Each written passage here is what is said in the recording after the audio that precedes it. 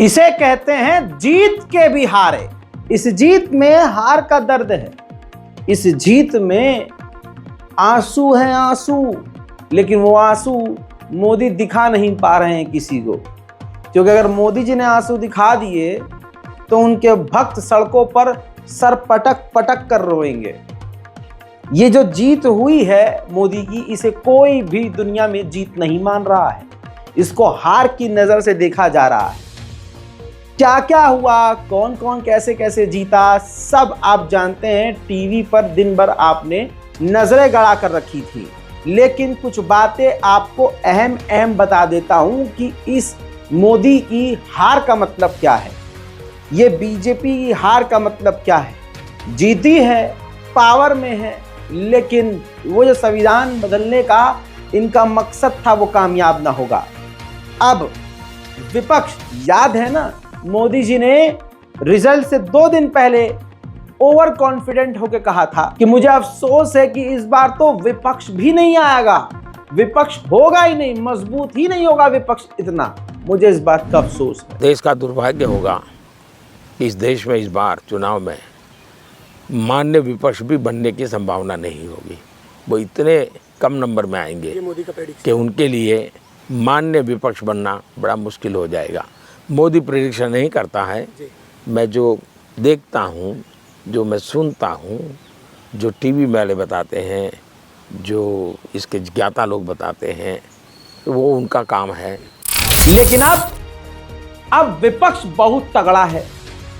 अब भले ही आप कहें कि इंडिया गठबंधन है, अलायंस है, तो ठीक है, अलायंस है, लेकिन जो सत्ताधारी जो तानाशाही चल रही थी, अब वो तानाशाही खुलकर नहीं चलेगी।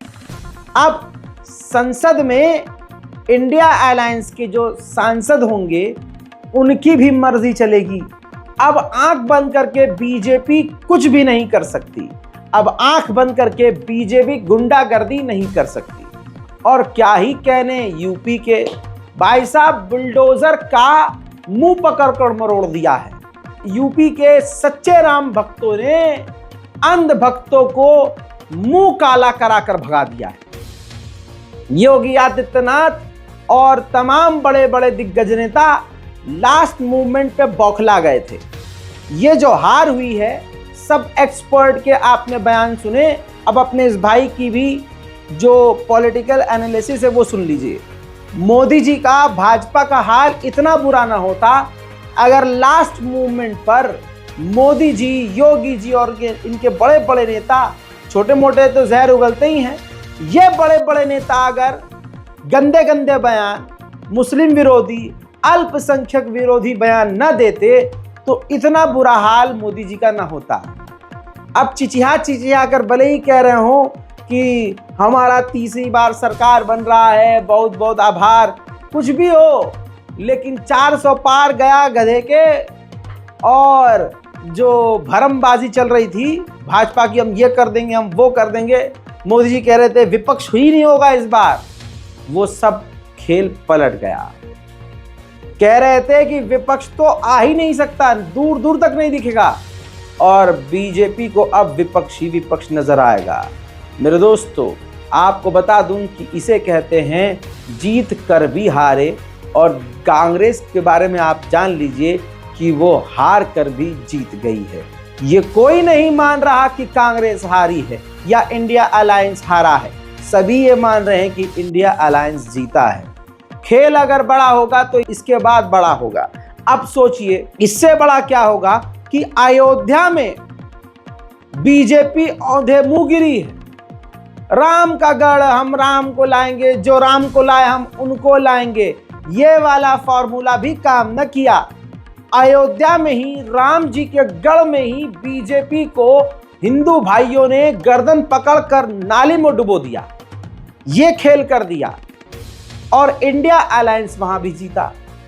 कहने का मतलब यह है कि हमारे हिंदू भाइयों को पता चल चुका है कि मोदी जी सिर्फ खेल रहे हैं हमारी धार्मिक भावनाओं के साथ, बीजेपी हमारे धर्म के साथ खेल रही है। ये सीधा सीधा पैगाम है। और वो भी 55,000 वोटों से समाजवादी पार्टी का उम्मीदवार अयोध्या में जीत गया। समाजवादी यूपी की बड़ी पार्टियों में सबसे बड़ी पार्टी हो गई। देश की तीसरी सबसे बड़ी पार्टी समाजवादी पार्टी हो गई। गुरूर, घमंड, जो 56 इंच का जो घमंड था वो अब 56 सेंटीमीटर का हो जाएगा। सारी भरमबाजी धरी की धरी रह गई। नफरत की यह हार हुई है और कुछ नहीं हुआ है, ये नफरत की हार है। सरकार सभी राज्यों के साथ, चाहे वो किसी भी दल की क्यों ना हो, मिलकर काम करेगी।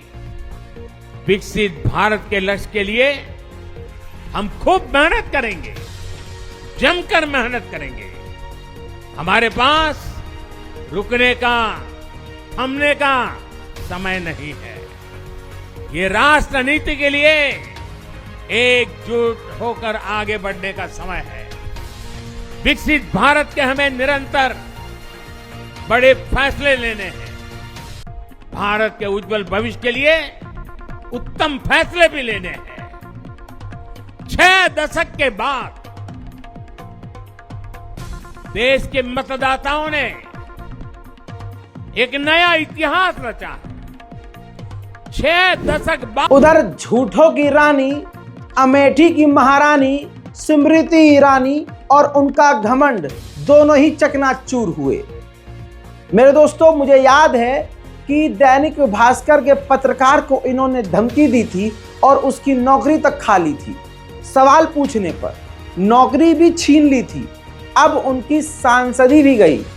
कल एक गरीब पत्रकार के पेट पर लात मारी, आज ऊपर वाले ने इनकी सांसदी ही छीन ली है। और यूं कहूं, जनता ने इनको इनकी औकात याद दिला दी। वो पुराना वीडियो भूल गए होंगे आप, लीजिए पहले देख लीजिए। लोकसभा क्षेत्र का अपमान मत करो, तुम भास्कर से हो तो क्या? नहीं मैम, भास्कर से कोई मतलब नहीं अपमान करने वाली। दैनिक भास्कर से आप हो, सबसे मुखर सांसद और एक मुखर नेता है जी। लेकिन दैनिक भास्कर से हो तो सलोन विधानसभा मेरी विधानसभा जी, है, जी, जी, लोकसभा जी, क्षेत्र जी। की। आप अपमान मत करो जी। लेकिन मैम, अगर आप इस क्षेत्र में आई हैं तो फिर दो शब्द बोल दिया दीदी, 2 शब्द बोल दिया। क्षेत्र का अपमान कर दे पत्रकार होते हुए। नहीं, आपके क्षेत्र का अपमान नहीं हो रहा, लेकिन आप पहली बार ऐसा कर रही है तो इसलिए आपसे मैं कह रहा हूँ। मतलब आप 2 शब्द बोल दिए, बोलना नहीं चाह रही हैं। आप अगर मेरे क्षेत्र का अपमान करेंगे भैया तो मैं आपकी मालिकाना उनको फोन करके कहूंगी, पत्रकार को अधिकार नहीं क्षेत्र की जनता का अपमान करें। नहीं, मैं कोई अग्रवाल जी है ना, कोई अपमान नहीं हो रहा है। मैं करूंगी फोन और कहूंगी सलोन विधानसभा क्षेत्र अमेठी लोकसभा क्षेत्र का हिस्सा है। मेरी क्षेत्र की जनता का अपमान मत करिए। आप होंगे बड़े रिपोर्टर, लेकिन आपको जनता का अपमान करने का अधिकार नहीं। दीदी, आइंदा मेरे क्षेत्र की जनता का अपमान मत कीजिए। हम लोग 2 शब्द बोलने के लिए। भैया आगे से मेरी क्षेत्र की जनता का अपमान मत करिएगा। मैं बहुत प्यार से निवेदन कर रही हूँ, वरना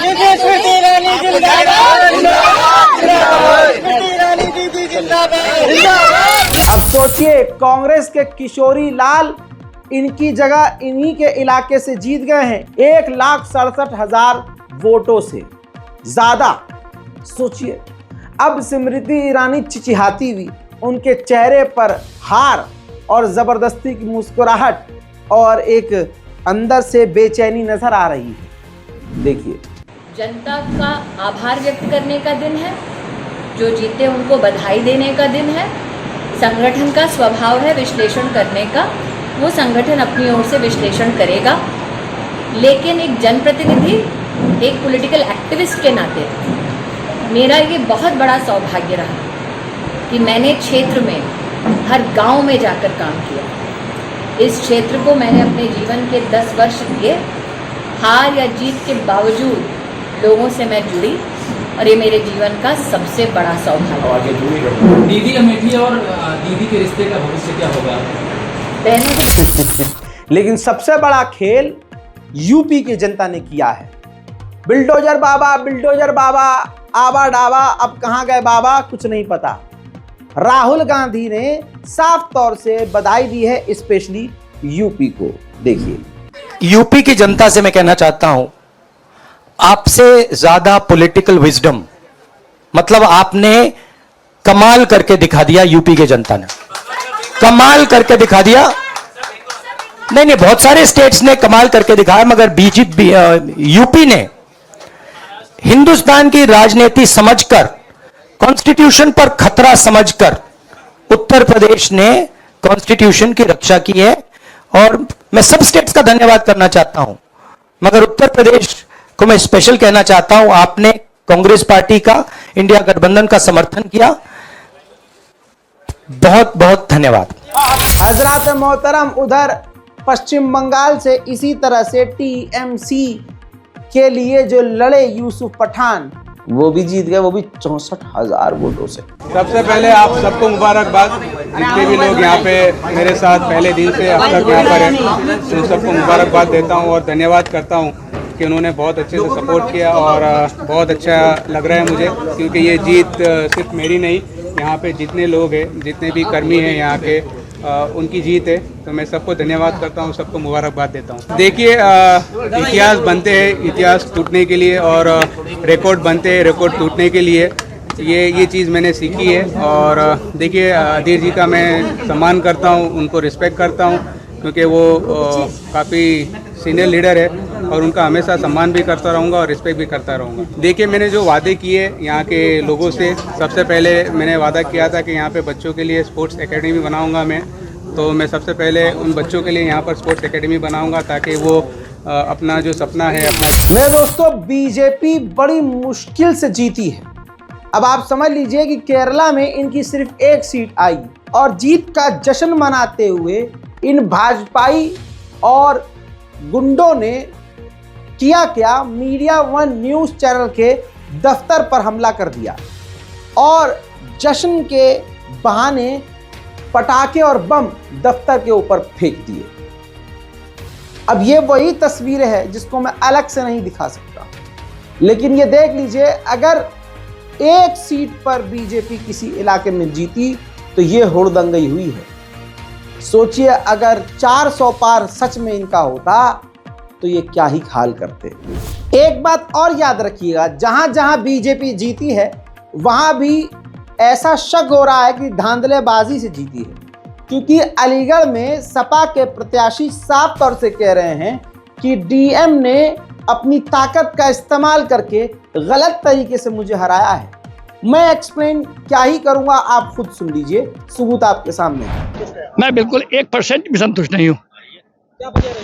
मुझे शहर में 23, 24, 25, 26, 27, 28 राउंड में एडीएम सिटी ने गलत फीडिंग करा के चुनाव हराया है। मैं 35,000 से आगे चल रहा था। इन पर दबाव है दिल्ली लखनऊ का।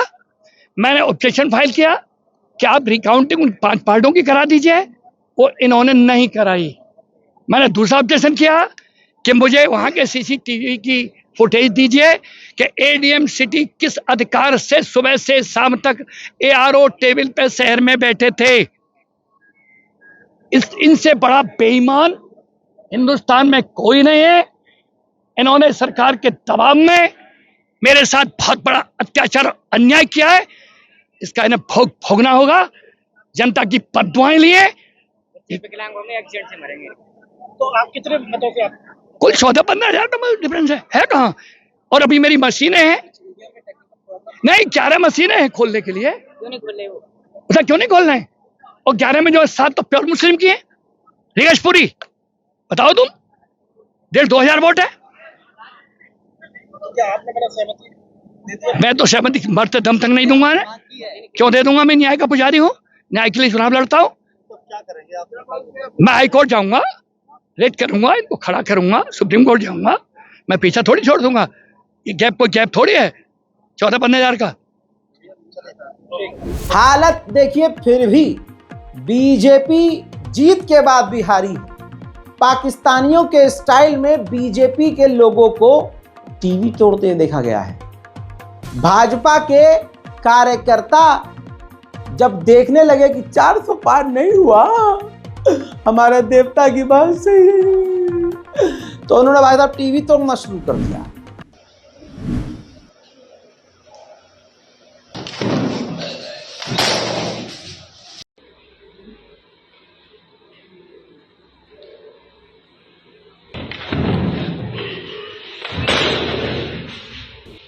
सच्चाई यह है कि बीजेपी जीतने के बाद भी खुश नजर नहीं आ रही है, और यूं कहूं तो हार के बाद भी कांग्रेस दुखी नजर नहीं आ रही है, क्योंकि इसे कहते हैं हार के जीतना। बहुत कहना चाहेंगी यूपी की जनता को, क्या कहना चाहेंगी मैम? मैं अपनी यूपी की जनता को ये कहना चाहूंगी कि उन्होंने बहुत ही विवेक दिखाया और मुझे सबसे ज्यादा गर्व अपने यूपी पे है।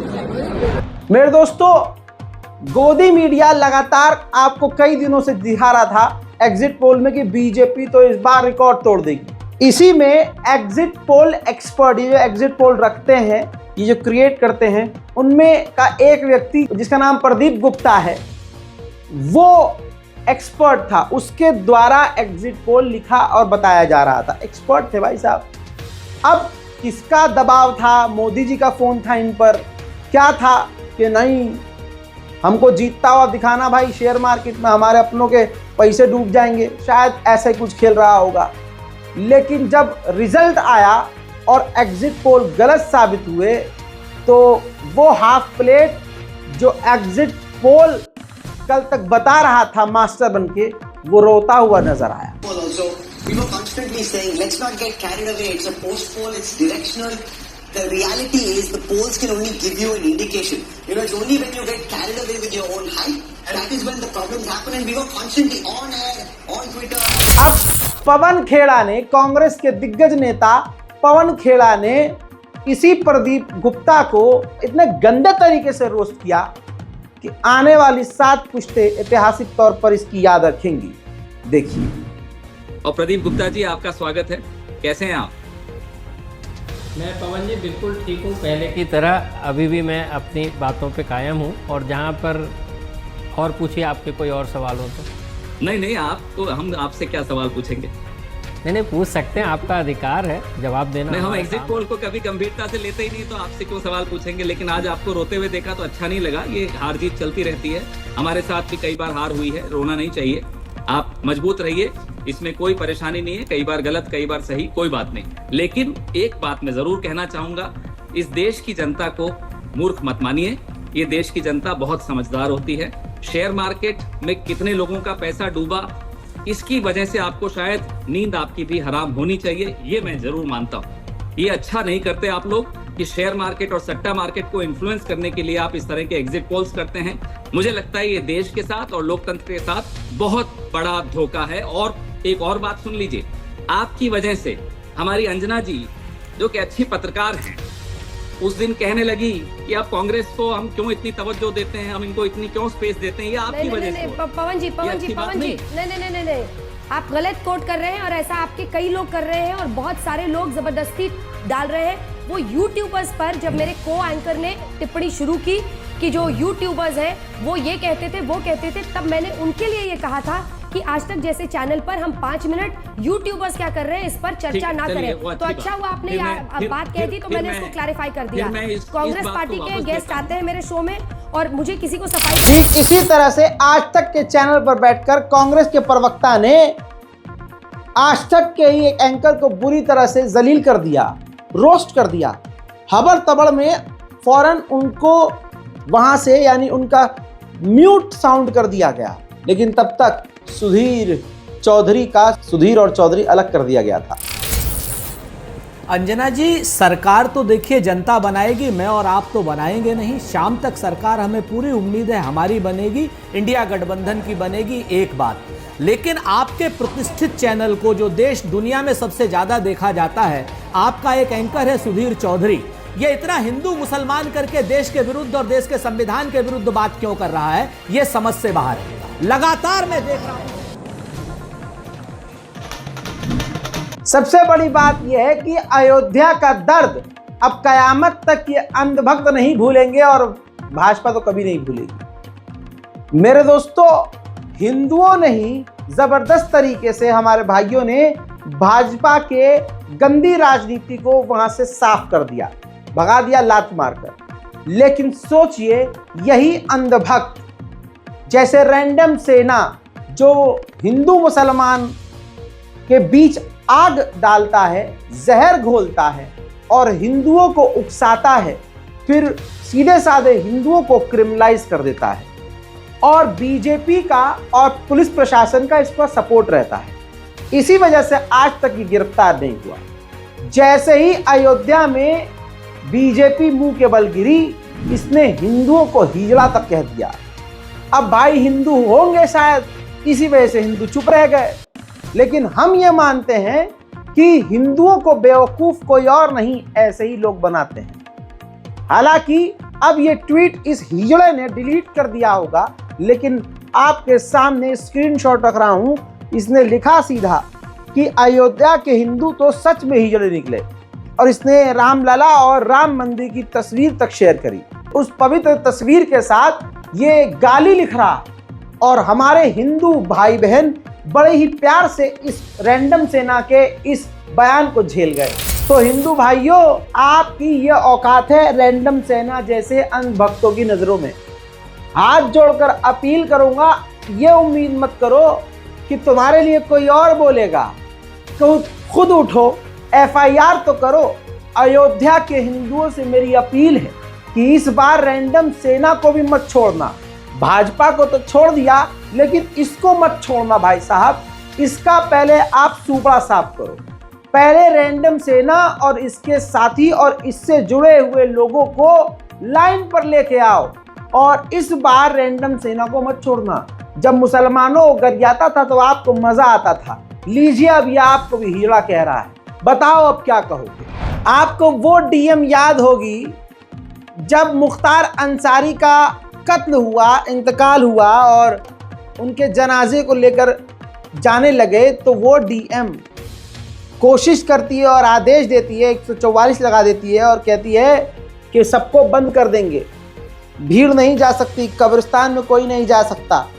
और उस वक्त के जो MP थे, जो कि मुख्तार अंसारी के भाई अफजाल अंसारी थे, उनसे ज़बरदस्त तरीके से उस DM ने, महिला DM ने नोकझोंक की थी, बहसबाजी की थी। संविधान की खूबसूरती देखिए, आज वही DM सर्टिफिकेट दे रही है उनको जीत का। देखिए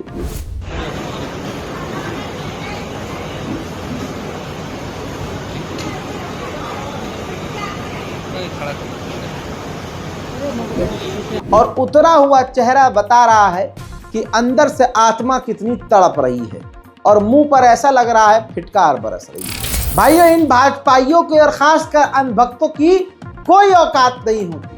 वो लेल मिनित्री, आपको याद होगा लेल मिनित्री, तोतला, मिस्टर सिन्हा, मोदी का परिवार, इस्लामोफोबिया फैलाने वाला, हिंदुओं को क्रिमिनलाइज करने वाला, हिंदुओं को भड़काने वाला, वो सुअर की नस्ल का आपकी स्क्रीन पर है।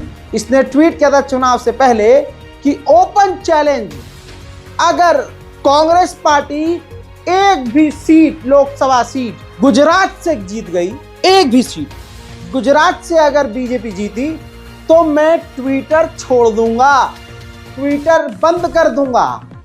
अब इस हकले, तोतले, पोपले से कोई कहे कि बेटा थूक के चाट या मूत के चाट, तभी तो ट्विटर पे नजर आइयो, वरना पतली गली से पकड़ के अपना निकल। दोस्तों, ये कुत्ते की दुम है, आप समझ रहे हो? ये गंदी नाली में लौटने वाले सुअर हैं, इन पर कोई फर्क नहीं पड़ेगा। आपको बता दूं कि जीत गई है एक सीट कांग्रेस गुजरात से, आपकी स्क्रीन पर गेनीबेन ठाकुर जो कांग्रेस की तरफ से खड़ी हुई थी, जीत गई हैं।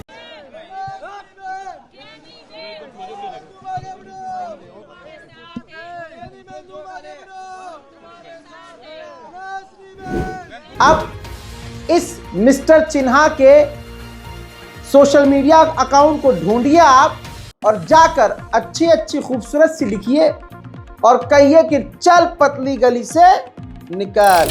कल से आप गोदी मीडिया, इंटरनेशनल मीडिया लगातार देख रहे हैं, लेकिन मैं आपको वो खबरें दे रहा हूं, वो चीज़ें ज़मीन से निकाल कर दिखा रहा हूं जो आपको देखनी और समझनी चाहिए। एक चीज़ पर और आपका ध्यान नहीं गया होगा, मैं आपके सामने रख रहा हूं। कल तक विपक्ष की पार्टी के अलावा विपक्ष की पार्टी को कोई नहीं पूछ रहा था। गोदी मीडिया पूरी तरह से सिर्फ भाजपा के कार्यालय या भाजपा नेताओं के जूतों के नीचे नजर आता था, लेकिन कल और आज हाल ये है कि कांग्रेस के दफ्तर के बाहर गोदी मीडिया की गाड़ियों की लंबी कतार थी।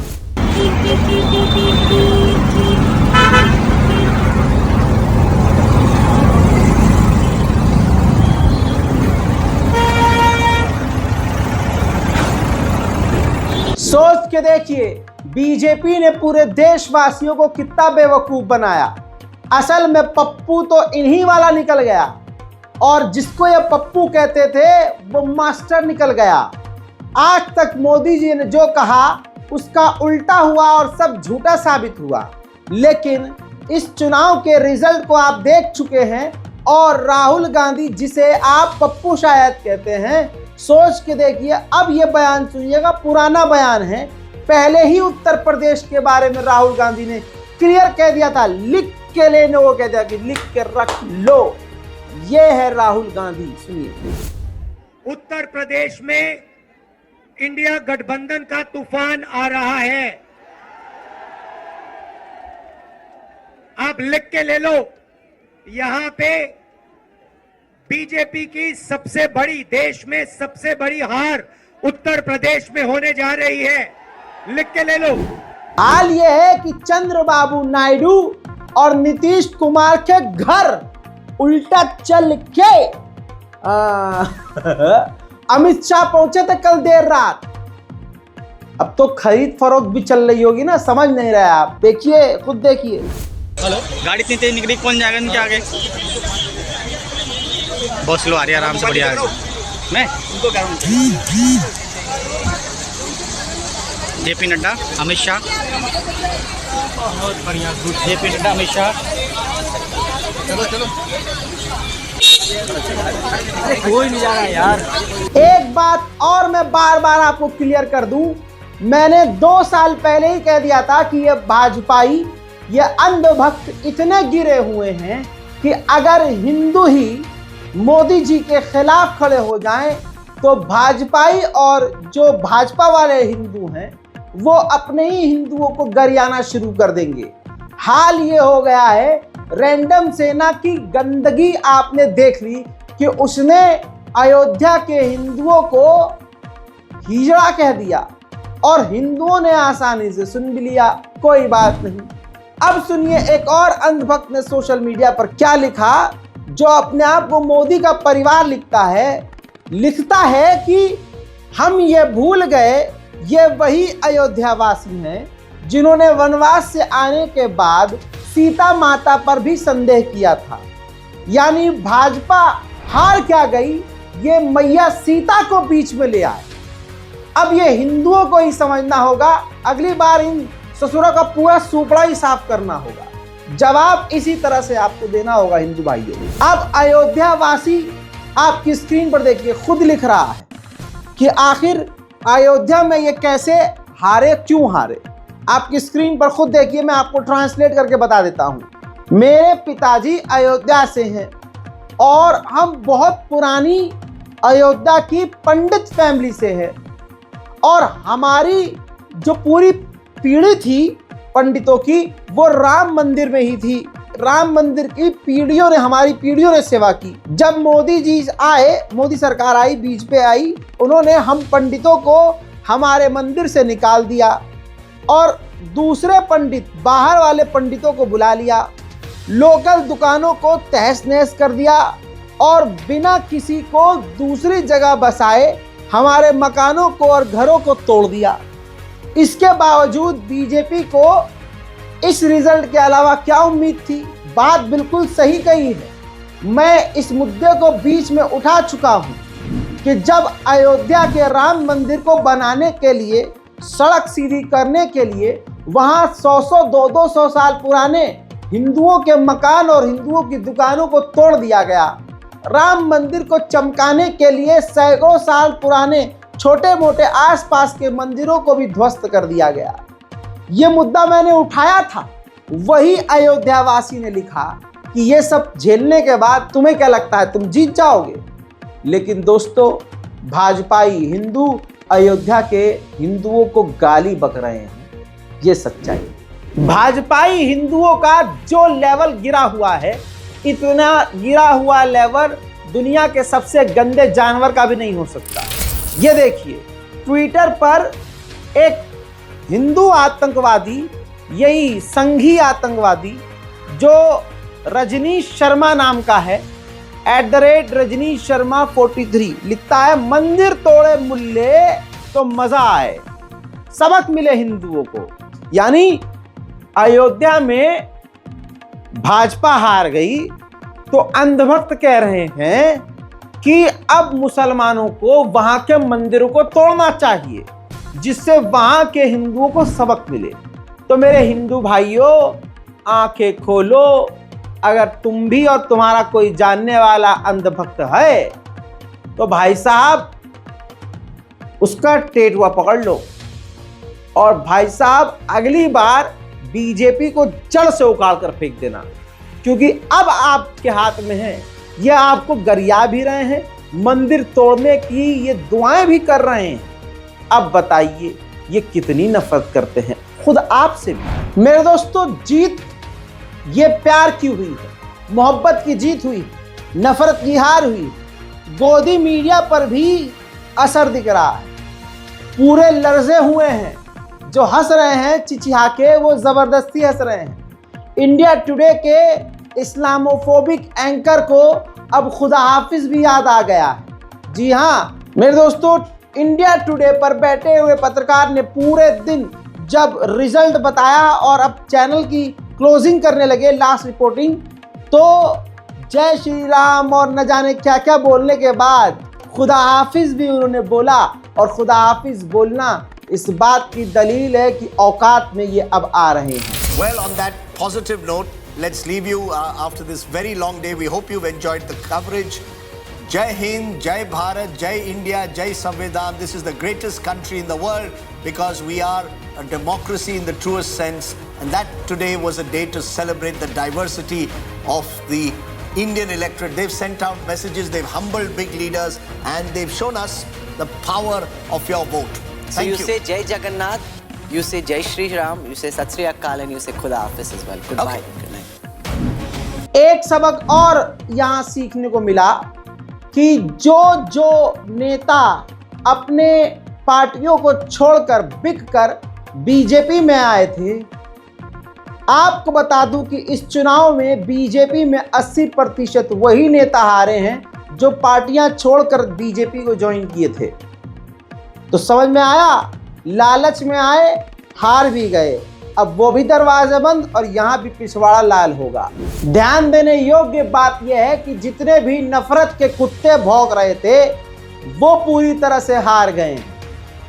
हैदराबाद में वो महिला आपको याद होगी जो मर्दाना शक्ल की, गंदी जबान की, नागिन और नाग जैसी आंख वाली, गंदी जुमलेबाजी करने वाली और मस्जिद की तरफ धनुष बाण का इशारा करने वाली कुत्ते की तरह हारी है।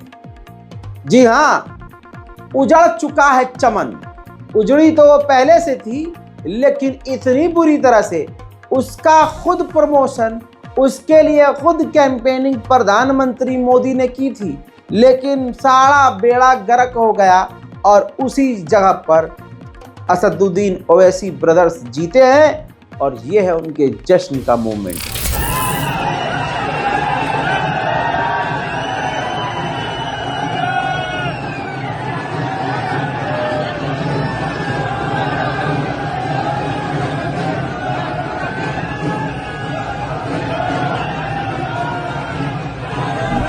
इसी तरह से नफरतिया बयान देने वाले जितने जहरीले लोग थे, ये देखिए नवनीत राणा मस्जिद की तरफ धनुष बाण का इस्तेमाल कर रही है, निशाना बना रही है। वहीं ये माधवी लता, ये दोनों ही नफरत के सौदागर। और नवनीत राणा तो इतनी जहरीली, ये कह रही थी 5 सेकंड के लिए हटा दो, 15 मिनट क्या 5 मिनट के लिए सिक्योरिटी हटा दो, हम बता देंगे, ये कर देंगे।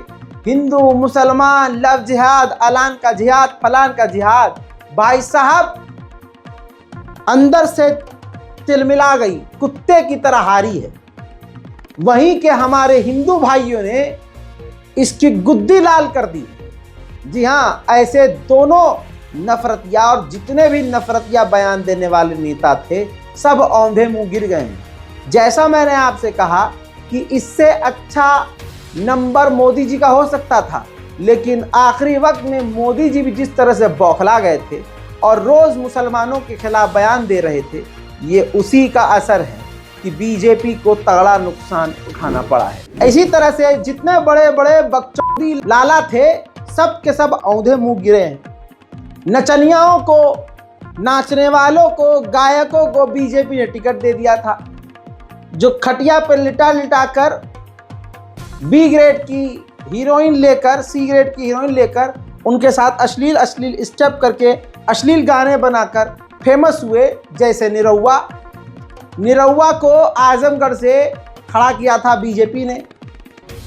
और ये इतने अफरानों में था कि इसने कहा कि मुझे, पहले ही कहा था कि मुझे कोई हराने वाला पैदा ही नहीं हुआ, मैं हार ही नहीं सकता। ये देखिए चुनाव से पहले का इसका बड़बोलापन। अगर आप हार गए, बहुत एकदम सीधा सवाल, तो क्या फिर 5 साल आप दिखेंगे या फिर फिल्मों में व्यस्त हो जाएंगे? सीधे 2024 में फिर कहीं से टिकट मिला तो दिखेंगे? सबसे पहले तो मैं आपको ये बताता हूं कि मुझे हराने वाला कोई पैदा नहीं हुआ, क्योंकि मैं स्वतंत्र आदमी हूं। मेरी विचारधारा स्वतंत्र है, मैं किसी का गुलाम नहीं हूं। स्वतंत्र भाव नर का अदम्य, वह जो चाहे कर सकता है। शासन की क्या बिसात, पांव विधि के लिपि पे धर सकता है। मैं ईश्वर के लिखे हुए लेख को भी हटा सकता हूं, मिटा सकता हूं, अगर मैं अपनी सोच रखता हूं, विचार रखता हूं। मैं यहाँ किसी के पीछे घूमने वाला व्यक्ति नहीं हूं। निरहुआ, भूल जाइए, मुझे कोई यहाँ हरा पाएगा। इससे लगता नहीं बहुत अहंकार है आप में? अहंकार। हाँ भाई आ गया स्वाद औकात में रहने का। जनता जनार्दन है, इलास्टिक खींच के छोड़ेगी, ऐसी जगह इतनी जोर की लगेगी नाचते फिरोगे फिर।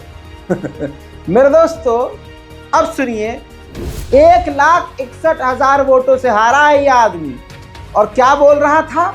मुझे कोई हराने वाला पैदा। अबे तुम तो गलती से पैदा हुए हो, और तुम्हारे अंदर जो अहंकार था ना, उसने तुम्हारी जीत को हार में बदला है, ये याद रखना निरहुआ।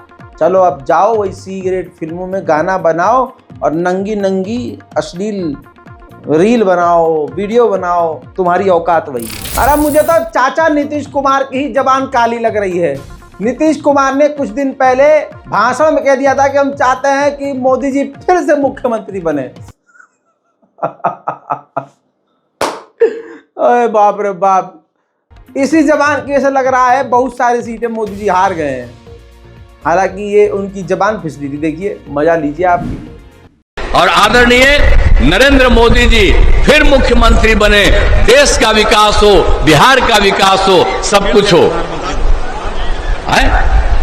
नरेंद्र मोदी प्रधानमंत्री तो है।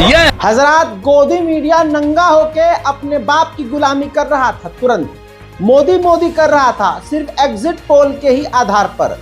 पुराना बयान निकाल कर इनकी ऐसी की तैसी करने की मेरी तमन्ना थी। आपके सामने अंजना ओम मोदी का एक वीडियो रख रहा हूं, जिसमें एग्जिट पोल पर ये उछल रही थी और कह रही थी इंडिया अलायंस का तो जिक्र भी नहीं करना चाहिए, उनको इतने हमारे बड़े चैनल पर स्पेस नहीं देना चाहिए, जिक्र ही नहीं करना चाहिए। और वो तिहाड़ी, सुधीर तिहाड़ी सूखा नशा करके कह रहा था कि हमें तो अगली स्क्रिप्ट शुरू कर देनी चाहिए। और आज आप देख रहे हैं इंडिया अलायंस ने ऐसी टक्कर दी है कि अब गोदी मीडिया भी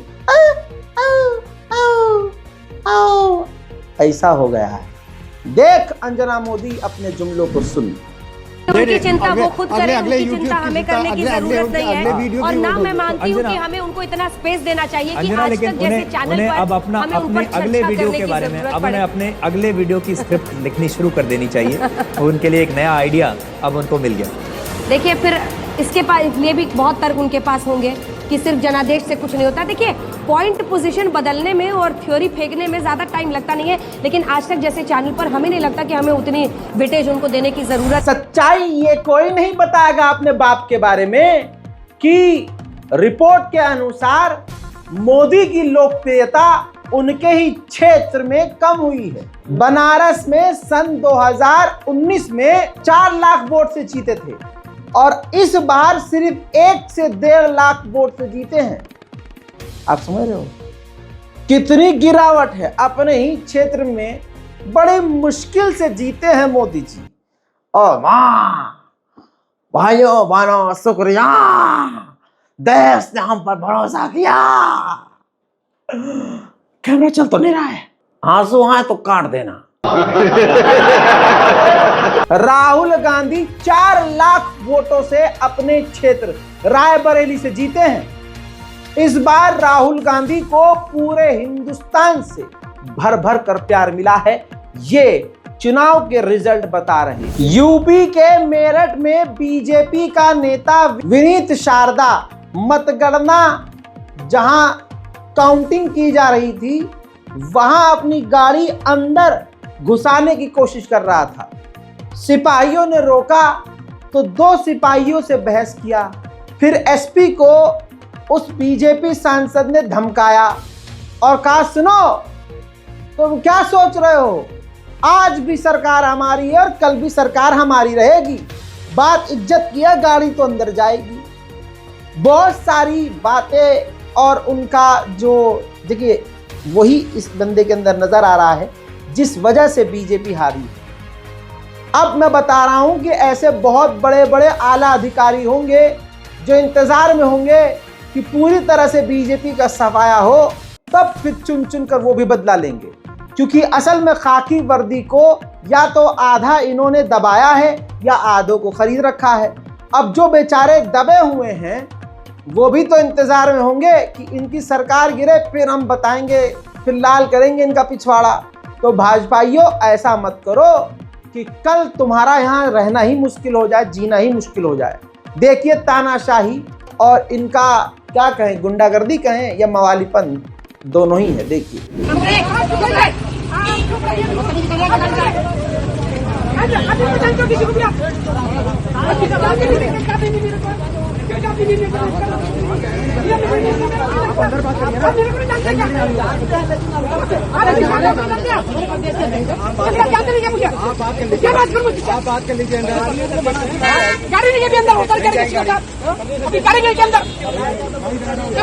गलत बात है, गाड़ी अंदर ले जाइए। किसी अब इज्जत की बात है, ये गलत बात है। ये मैं बताऊँ मैं एसपी साहब बोलने का लहजा सीख लेना।